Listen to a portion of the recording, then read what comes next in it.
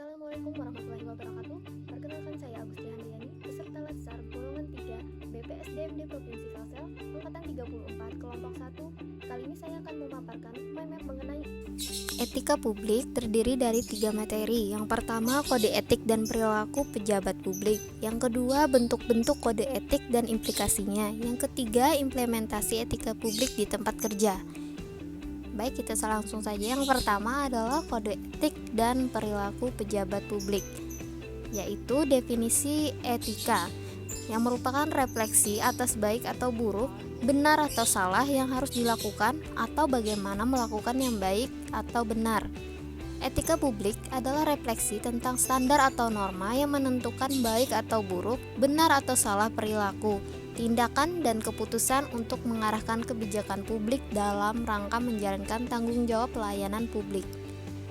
Definisi kode etik adalah aturan-aturan yang mengatur tingkah laku dalam suatu kelompok khusus. Sudut pandangnya hanya ditujukan pada hal-hal prinsip dalam bentuk ketentuan-ketentuan tertulis.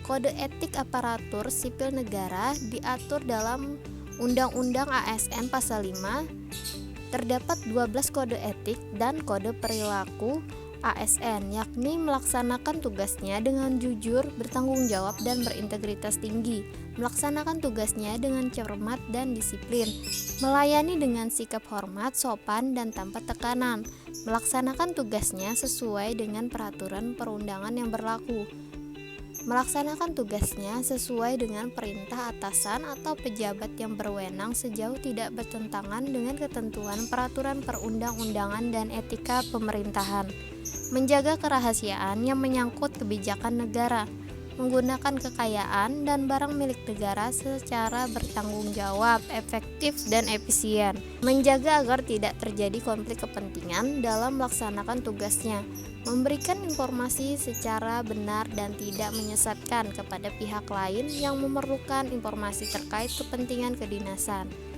tidak menyalahgunakan informasi intern negara, tugas, status kekuasaan, dan jabatannya untuk mendapat atau mencari keuntungan atau manfaat bagi diri sendiri dan orang lain, memegang teguh nilai dasar ASN dan selalu menjaga reputasi dan integritas ASN, melaksanakan ketentuan peraturan perundang-undangan mengenai disiplin pegawai ASN.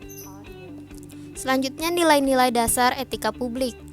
Nilai-nilai dasar etika publik terdapat 15 nilai-nilai dasar yang tercantum dalam Undang-Undang ASN Pasal 4, yakni memegang teguh ideologi Pancasila, setia dan mempertahankan Undang-Undang Dasar Negara Kesatuan Republik Indonesia 1945, mengabdi kepada negara dan rakyat Indonesia, menjalankan tugas secara profesional dan tidak berpihak, membuat keputusan berdasarkan prinsip keahlian, menciptakan lingkungan kerja yang non-diskriminatif, memelihara dan menjunjung tinggi standar etika luhur, mempertanggungjawabkan tindakan dan kinerjanya kepada publik, memiliki kemampuan dalam melaksanakan kebijakan dan program pemerintah, memberikan layanan kepada publik secara jujur, tanggap, cepat, tepat, akurat, berdaya guna, berhasil guna, dan santun. Mengutamakan kepemimpinan berkualitas tinggi, menghargai komunikasi, konsultasi, dan kerjasama, mengutamakan pencapaian hasil dan mendorong kinerja pegawai, mendorong kesetaraan dalam pekerjaan, meningkatkan efektivitas sistem pemerintahan yang demokratis sebagai perangkat sistem karir. Setelah itu, definisi dan lingkup etika publik. Ada 3 fokus utama dalam pelayanan publik, yakni pelayanan publik yang berkualitas dan relevan. Yang kedua, sisi dimensi reflektif. Etika publik berfungsi sebagai bantuan dalam menimbang pilihan sarana kebijakan publik dan alat evaluasi. Yang terakhir, modalitas etika menjembatani antara norma moral dan tindakan faktual. Dimensi etika publik terdiri atas 3 bagian, yaitu dimensi kualitas pelayanan publik. Moral dalam etika publik menuntut lebih dari kompetensi teknis karena harus mampu mengidentifikasi masalah-masalah dan konsep etika yang khas dalam pelayanan publik. Yang kedua, dimensi modalitas. Unsur-unsur modalitas dalam etika publik yakni akuntabilitas, transparansi, dan netral. Akuntabilitas berarti pemerintah harus mempertanggungjawabkan secara moral, hukum, dan politik atas kebijakan dan tindakan-tindakannya kepada rakyat. Transparansi dipahami bahwa organisasi pemerintah bisa mempertanggungjawabkan apa yang telah dilakukan dengan memberikan informasi yang relevan, laporan terbuka terhadap pihak luar atau organisasi mandiri dan dipublikasikan. Netral, ASN dari pengaruh partai politik dan untuk menjamin keutuhan, kekompakan, dan persatuan ASN serta dapat memusatkan segala perhatian, pikiran, dan tenaga pada tugas yang dibebankan. ASN dilarang menjadi anggota dan atau pengurus partai politik. Yang kedua, dimensi tindakan integritas publik. Integritas publik juga dimaksudkan dari pejabat publik yang sesuai nilai standar aturan moral yang diterima masyarakat. Integritas publik juga merupakan niat baik seorang pejabat publik yang didukung oleh institusi sosial seperti hukum, aturan, kebiasaan, dan sistem pengawas. Tuntutan etika publik dan kompetensi. Tanpa kompetensi etika, pejabat cenderung menjadi tidak peka, tidak peduli, dan diskriminatif, terutama pada masyarakat kalangan bawah.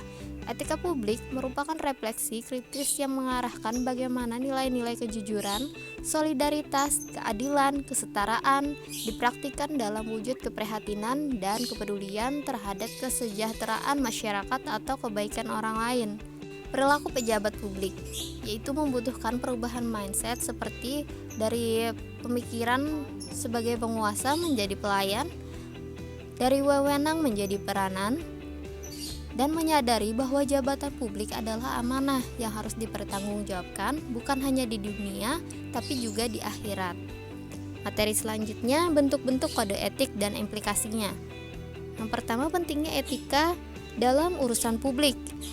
Terdiri dari dua kewaspadaan. Yang pertama, kewaspadaan profesional, menaati kaidah-kaidah teknis dan peraturan-peraturan yang terkait dengan kedudukannya sebagai seorang pembuat keputusan. Yang kedua, kewaspadaan spiritual, penerapan nilai-nilai kearifan, kejujuran, keuletan, sikap sederhana dan hemat, tanggung jawab, serta akhlak dan perilaku yang baik.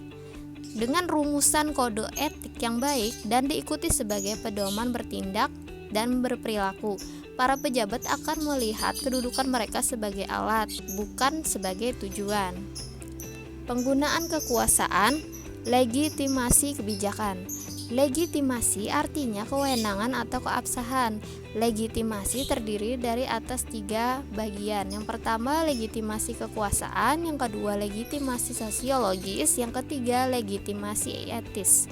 Kekuasaan yang memiliki legitimasi paling kuat adalah yang memenuhi landasan legitimasi etis. Mengapa legitimasi etis? Karena landasan etis memiliki basis yang sangat kuat bagi perilaku manusia. Legitimasi etis berada di belakang setiap tatanan normatif dalam perilaku manusia. Karena juga etika tidak mendasarkan diri pada pandangan-pandangan moral de facto yang berlaku dalam masyarakat saja. Legitimasi etis tidak akan pernah dibatasi oleh ruang maupun waktu. Konflik kepentingan. Sebagai ASN harus menghindari konflik kepentingan karena membawa pengaruh buruk seperti penyalahgunaan kekuasaan, pengarahan sumber daya publik yang kurang optimal, dan peningkatan kesejahteraan rakyat akan terabaikan. Contoh-contoh dari konflik kepentingan adalah aji mumpung, menerima atau memberi suap, menyalahgunakan pengaruh pribadi, pemanfaatan fasilitas organisasi atau lembaga untuk kepentingan pribadi, pemanfaatan informasi rahasia, dan terakhir loyalitas ganda.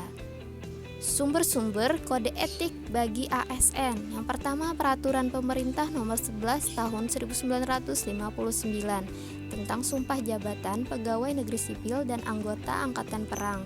Yang kedua, Peraturan Pemerintah Nomor 21 Tahun 1975 tentang sumpah atau janji pegawai negeri sipil. Yang ketiga, Peraturan Pemerintah Nomor 30 Tahun 1980 tentang Peraturan Disiplin Pegawai Negeri Sipil. Yang keempat, Peraturan Pemerintah Nomor 42 Tahun 2004 tentang Pembinaan Jiwa Korps dan Kode Etik Pegawai Negeri Sipil. Yang kelima, Peraturan Pemerintah Nomor 53 Tahun 2010 tentang Disiplin PNS. Dan yang terakhir, Undang-Undang Nomor 5 Tahun 2014 tentang aparatur sipil negara. Implikasi kode etik dalam pelayanan publik. ASN yang melanggar kode etik semata-mata karena ketidaktahuan norma yang berlaku, sehingga terjadinya penyimpangan kode etik. Para pegawai ataupun pejabat perlu terus diingatkan akan rujukan kode etik PNS yang tersedia. Sosialisasi sumber-sumber kode etik dapat dilakukan secara berkesinambungan dalam setiap jenis pelatihan kepegawaian untuk melengkapi aspek kognisi dan aspek profesionalisme sebagai abdi masyarakat. Berikutnya, rujukan pelaksanaan kode etik yang sifatnya normatif perlu dibarengi dengan diskusi mengenai berbagai kasus nyata yang dialami oleh seorang pegawai. Sekian tadi pemaparan saya mengenai etika publik. Selanjutnya, implementasi etika publik di tempat kerja. Khususnya saya sebagai penelaah data sumber benih di Dinas Pertanian Kota Baru, yaitu dengan menghindari konflik kepentingan seperti suap menyuap ketika adanya bantuan dana ataupun bantuan seperti benih untuk kegiatan program APBN maupun APBD.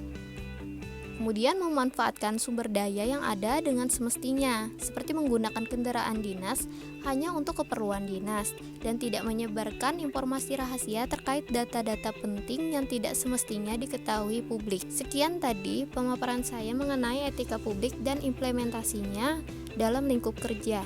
Semoga ilmu ini dapat bermanfaat. Salah hilap mohon maaf dan saya ucapkan terima kasih. Wassalamualaikum warahmatullahi wabarakatuh.